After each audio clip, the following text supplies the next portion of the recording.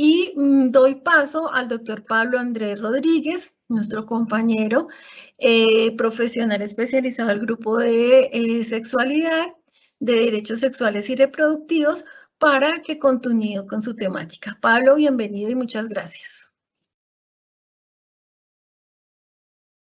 Bueno, muy buenos días. Muchas gracias a ti por la introducción y agradecer a todas las personas que nos acompañan como siempre.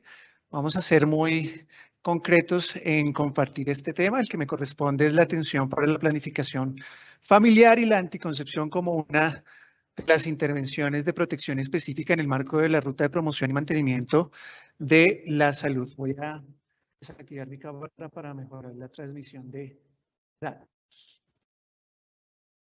Entonces, vale la pena, por supuesto, comentarles que esta es una presentación que, como ustedes ya lo conocen, no es una presentación que busca ser exhaustiva y que realmente lo que tiene como propósito es repasar los aspectos más importantes de esta intervención que está puesta en la ruta de promoción y mantenimiento de la salud y que consideramos fundamental para contribuir al desarrollo integral de las personas. La siguiente.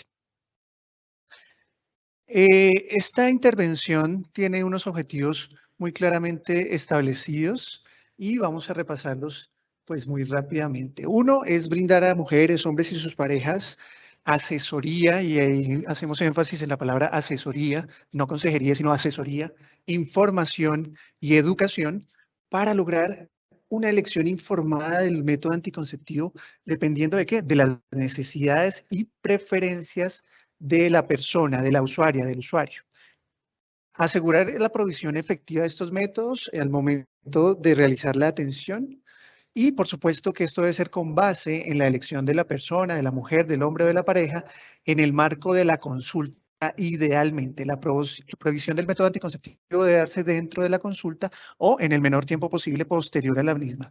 De esta forma estaríamos garantizando el ejercicio pleno y autónomo de los derechos sexuales y reproductivos en lo que tiene que ver con la anticoncepción como un derecho fundamental.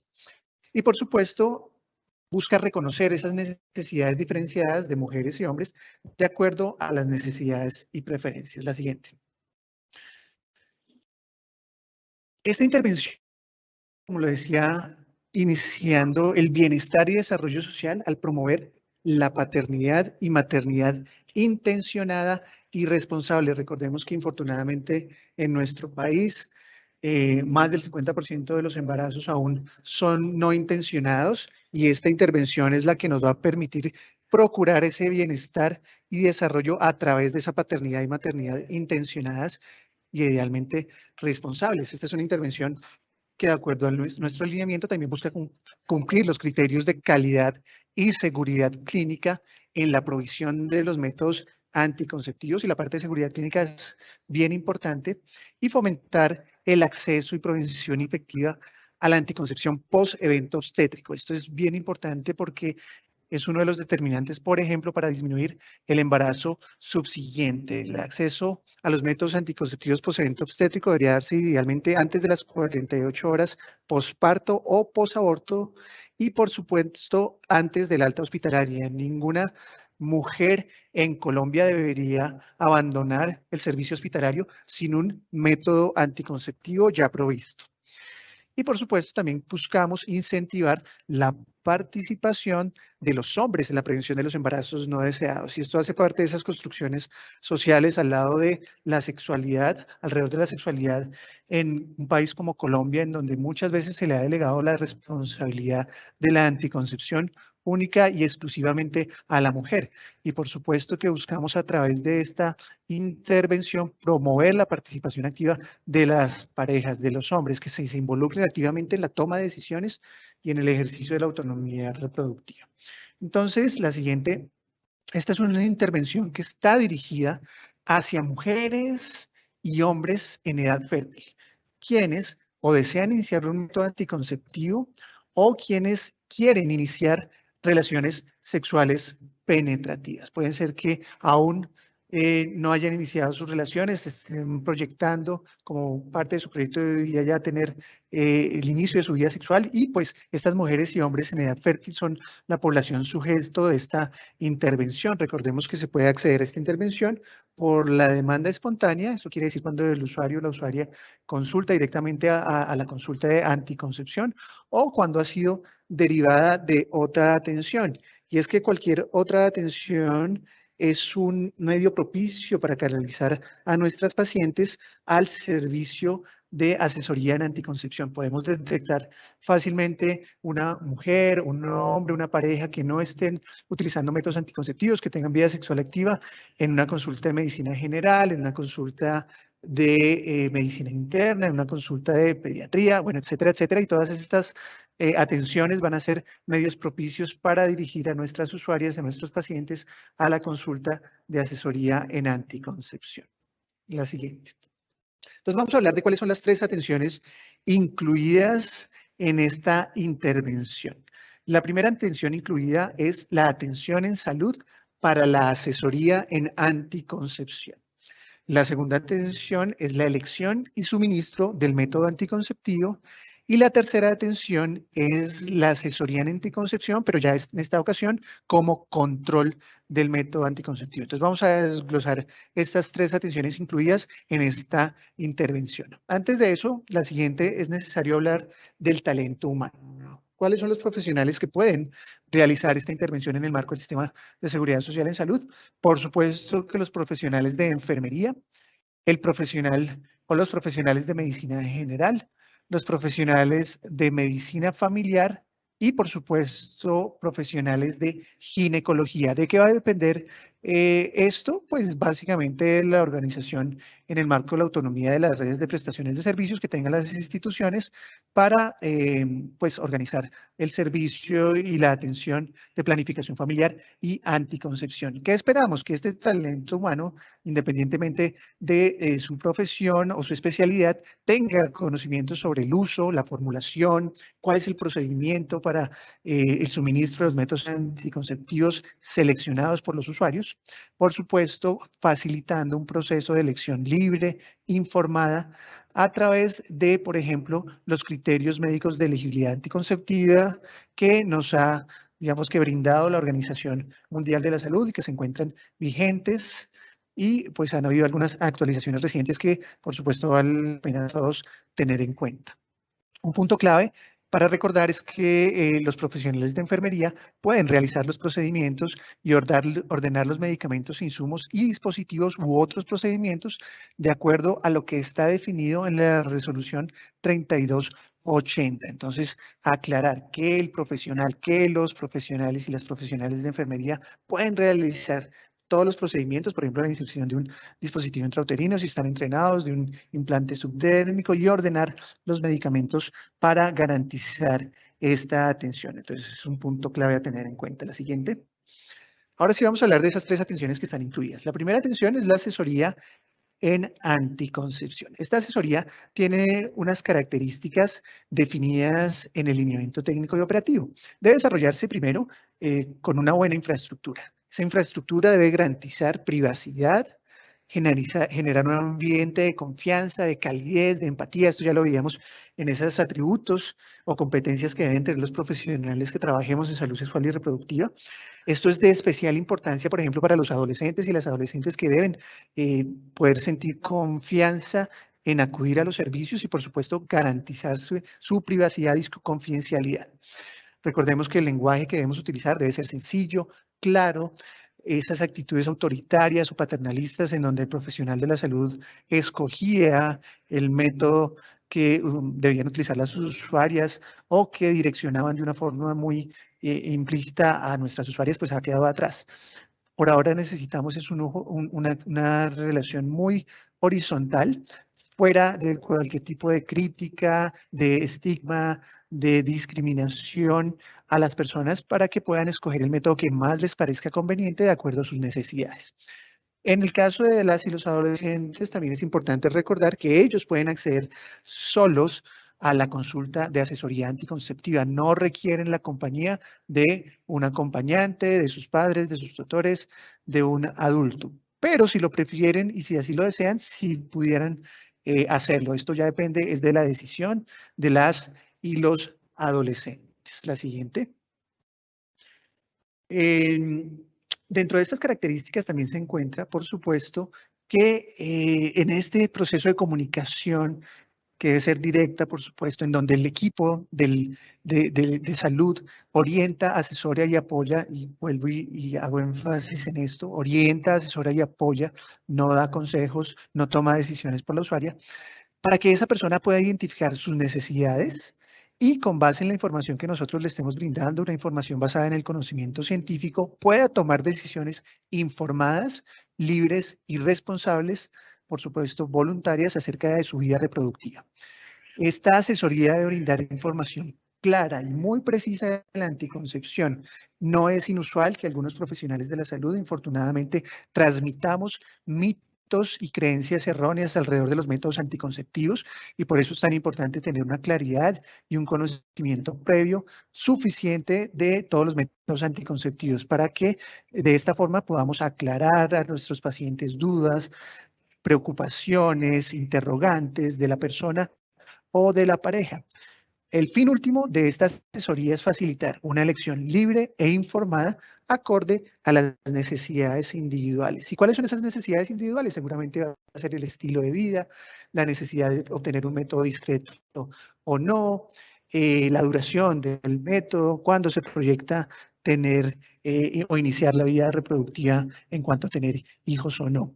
Entonces, la siguiente, básicamente, la anticoncepción deben marcarse, por supuesto, en los derechos humanos sexuales y reproductivos. La anticoncepción es esa herramienta que le permite a las personas vivir su sexualidad separada de la reproducción. Y recordemos, de acuerdo a las intervenciones de las sesiones anteriores, que, por ejemplo, el placer sexual, el erotismo es parte de esos derechos sexuales y reproductivos que se materializan a través de herramientas como la anticoncepción, que nos permiten separar la vida sexual de la vida reproductiva. Y en el marco de los derechos sexuales y reproductivos, esta atención debe promover la autonomía, por ejemplo, la toma de decisiones libre e informada, el derecho a decidir que tienen todas las personas, la dignidad, la libertad, el respeto por las decisiones y la información, por supuesto, a las que todas las personas tenemos derechos, una información laica, suficiente, basada en el conocimiento y en la evidencia científica y nunca, por supuesto, en prejuicios o en concepciones personales. En esta asesoría debemos indagar sobre cuáles son los requerimientos anticonceptivos de esta persona, cuáles son sus necesidades, qué espera del método anticonceptivo, por cuánto tiempo desea utilizarlo, si ha utilizado previamente métodos anticonceptivos, cómo ha sido esa experiencia con los métodos, si hay alguna prevención o si hay algún tipo de información que se dé lugar a aclarar. Debemos brindar información sobre todos los métodos anticonceptivos elegibles y para eso debemos conocer, por supuesto, su mecanismo de acción, qué tan efectivos son, cuánto tiempo duran, cuál es su modo de uso, cuáles son esos cambios que se esperan con el uso de los métodos anticonceptivos y, ¿por qué no?, los beneficios. Recordemos que muchos de estos anticonceptivos modernos, aparte del beneficio anticonceptivo que dan, tiene otros beneficios no anticonceptivos que muchas veces pueden ser muy llamativos para nuestros usuarios y que conocerlos pues nos van a dar una puerta de entrada al uso de estos métodos. Despojar dudas, sobre mitos y posibles barreras de acceso y en un país como Colombia, en un país en donde una preocupación de la salud pública sigue siendo el embarazo adolescente y el embarazo subsecuente, pues hay que hacer un especial énfasis en los métodos de larga duración reversibles, que son básicamente los implantes subdérmicos y los dispositivos intrauterinos. Los estudios, digamos que más conocidos han demostrado que cuando a las personas se les hace una adecuada asesoría de todos los métodos y se les hace una adecuada asesoría con un énfasis en los métodos de larga duración, la gran mayoría de nuestras usuarias están eligiendo estos métodos por su efectividad y por su tiempo de duración y por todos los beneficios que trae para su proyecto de vida. La siguiente. Entonces, hacer ese énfasis en un país como Colombia resulta bastante importante. Este es un tema que siempre va a ser importante tenerlo en cuenta y es qué pasa con los menores de 14 años. En los menores de 14 años que han iniciado relaciones sexuales penetrativas o que están pensando iniciar su vida sexual por alguna razón, pues se debe brindar una asesoría completa en cuanto a la consulta anticonceptiva. ¿Sí? Es una asesoría con todos los atributos que he mencionado anteriormente y hay que iniciar el método seleccionado por esta persona menor de 14 años, lo cual va acompañado de la activación de la ruta de atención de violencia sexual. Y es de recordar que las relaciones sexuales en menores de 14 años siguen siendo un delito en nuestro país y de acuerdo a las responsabilidades que nos impone la ley de protección de las personas víctimas de delitos sexuales, debemos informarlas a las autoridades competentes, ¿sí? O sea, brindamos el servicio completo porque esa es nuestra responsabilidad desde el sector salud. ¿Sí? Se entrega el método, se realiza la asesoría, se entrega el método anticonceptivo con todas sus características, pero a la vez se activa la ruta de atención de violencia sexual, la ruta intersectorial. Los profesionales de la salud no somos jueces ni mucho menos, pero sí los otros sectores harán un estudio, particularmente el sector protección, hará su estudio sociofamiliar para determinar si esa persona puede estar inmersa en un caso de violencia sexual, en un caso de trata, de explotación sexual comercial. Ese es nuestra responsabilidad y hacemos un poco de énfasis en eso. La siguiente.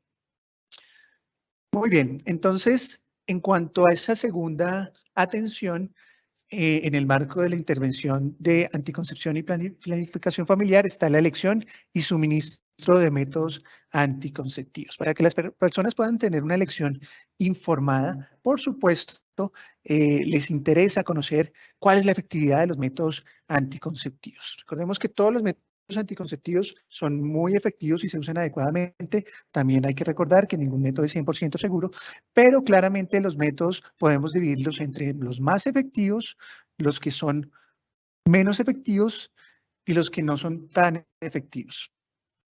La asesoría deberíamos iniciarla, por supuesto, siempre por los métodos más efectivos. Cuando iniciamos la asesoría de acuerdo a la efectividad, va a ser mucho más probable que las usuarias tomen una decisión que tienda, por ejemplo, hacia los métodos de larga duración que resultan ser los más efectivos. Menos de un embarazo por cada 100 mujeres que usan estos métodos se producen en un año. ¿Y cuáles son? Los implantes subdérmicos, que pueden ser de 3 años o de 5 años, los dispositivos intrauterinos, que puede ser el de cobre, o el hormonal y, por supuesto, los métodos quirúrgicos definitivos. Para comentarles que vamos a iniciar próximamente una estrategia de escalamiento del uso del dispositivo intrauterino hormonal, de cobre en Colombia, porque lo encontramos como un método muy costo efectivo que está subutilizado en nuestro país y que por todas las virtudes y características que tiene, pues necesitamos realmente impulsar su uso. Y ahí pues tenemos que, como profesionales de la salud, digamos que dejar al lado muchos mitos que hay alrededor del dispositivo intrauterino.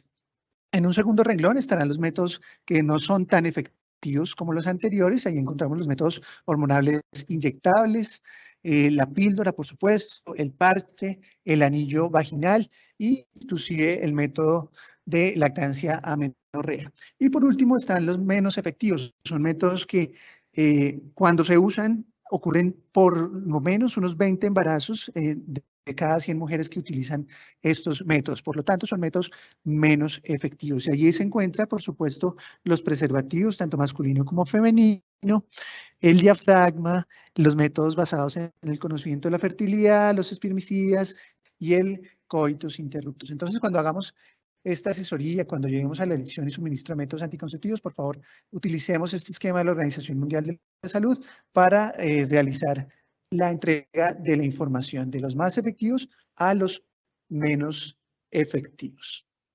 La siguiente. Aquí para recordar simplemente que hay unos criterios médicos de elegibilidad anticonceptiva que todos debemos conocer. Para serles muy honesto, la gran mayoría de nuestros usuarios van a estar en la categoría 1 y 2, que son condiciones en donde no hay ninguna restricción para el uso del método anticonceptivo o donde claramente las ventajas de usar el método superan a esos riesgos teóricos o algunos riesgos probados. La gran mayoría de nuestras usuarias, de nuestros usuarios, van a estar en la categoría 1 y 2. Pero, por supuesto, es necesario conocer las particularidades de todos los métodos y estos criterios médicos de elegibilidad para que cuando encontremos situaciones específicas de categoría 3 y 4 las podamos, digamos que, orientar de forma adecuada. No es propósito de esta intervención, pues profundizar en los criterios médicos de elegibilidad anticonceptiva. Todos debemos hacer esa tarea y la encontramos, digamos, en los recursos que están disponibles a través de la página web de la Organización Mundial de la Salud, pero por supuesto que todos debemos tener a la mano estos criterios y manejarlos muy bien a la hora de hacer la elección y suministro de métodos anticonceptivos. La siguiente. Al momento de realizar esta atención de elección del método, debemos orientar a la persona sobre los signos de alarma por los que debe consultar una vez iniciado el método anticonceptivo. Subrayar la importancia de los controles, cuál es la frecuencia, cuándo acudir si se detecta algún tipo de complicación o si se requiere cambio de un método temporal. Y por supuesto, acompañar la información de la necesidad de utilizar el condón como método de doble protección para prevenir las infecciones de transmisión sexual. También será un momento propicio para hablar de la anticoncepción de emergencia como un recurso que pueden utilizar las personas que, por ejemplo, sientan que han tenido un fallo en el uso de su método anticonceptivo regular o con el uso de algún método de barrera como los condones. Entonces, en esta atención es importante propiciar el espacio para hablar de la prevención de ITS y el uso de la doble protección y anticoncepción de emergencia. La siguiente. ¿Cuáles son los métodos que están disponibles? Ustedes en la resolución 3280 van a encontrar todo el listado de métodos disponibles con sus explicaciones, sus indicaciones, sus, digamos que, efectos secundarios. Digamos que hay una profunda revisión a las que todos podemos acudir, pero digamos que en términos generales contarles que en la última actualización que habla sobre las tecnologías y servicios financiados con recursos de la unidad de pago por capitación, pues básicamente están incluidos la gran mayoría, si no todos los métodos anticonceptivos dentro de nuestro sistema de salud. Está incluido el dispositivo intrauterino de cobre, por supuesto. Está como principio activo incluido el levonorgestrel en todas sus presentaciones y formas, incluye los dispositivos intrauterinos de levonorgestrel, y así con todos los principios activos, los combinados, levonorgestrel más etinilistradiol, la medroxiprogesterona más estradiol, la noretindrona más estradiol, la cicloterona más acetato y el condón masculino de látex. Por supuesto que también hace parte de esta amplia gama de métodos anticonceptivos disponibles a través del sistema de salud, la vasectomía o oclusión de trompas de falopio para las personas mayores de 18 años. Idealmente todos los métodos deben estar disponibles en la consulta y en todos los niveles de atención. ¿Cuál es la periodicidad para el suministro de los métodos? Los anovulatorios orales e inyectables mensuales deben brindarse o proveerse cada 3 meses por 3 ciclos. O sea, una persona que consulta debe salir con un método por 3 ciclos, provisión cada 3 meses. En cuanto al inyectable trimestral, la provisión es de cada 6 meses, o sea, 2 dosis. Y en cuanto a los condones de látex masculinos, se debe dar una provisión cada 3 meses de 15 condones por mes. O sea que un usuario que va en busca de condones de látex debería salir con 45 condones para 3 meses. Y esto es muy importante que las personas lo conozcan porque conocemos de muchas barreras que se le están poniendo a los usuarios para acceder particularmente a los condones de látex masculinos. Y claramente la resolución 3280 así lo ha previsto. Entonces es importante tener en cuenta la periodicidad para el suministro de estos métodos. Siguiente. Y vamos terminando con la última atención, que es la atención para el control de anticoncepción. Esta es una atención que busca básicamente hacerle el seguimiento a mujeres, hombres y sus parejas que están utilizando algún método anticonceptivo. ¿Para qué? Para identificar efectos secundarios, cómo ha sido la adherencia al método y, por supuesto, reforzar señales de alarma si es necesario y hacer la provisión del método anticonceptivo. La siguiente. En cuanto a la atención y asesoría para el control, debemos indagar sobre el uso actual de los métodos anticonceptivos, cuál es el método que están utilizando, de qué tiempo de duración, qué tan satisfechos se encuentran con el uso del método anticonceptivo, si ha tenido o no efectos secundarios y cómo los ha manejado, quién indicó este método, quién lo prescribió, cuándo fue su último o más reciente control de anticoncepción y cuál es la razón por la que prefiere dicho método. O si viene buscando una discontinuación del método, cuáles son las razones que le están llevando a tomar esa decisión. Todos estos son los objetivos que se deben cumplir en la cita de control. Por último, y ya terminando, como les decía, esta es una revisión que no busca ser exhaustiva, pero sí indicar de estos términos generales a tener en cuenta la siguiente, es la atención, o más bien la periodicidad de los controles según el método anticonceptivo. La siguiente.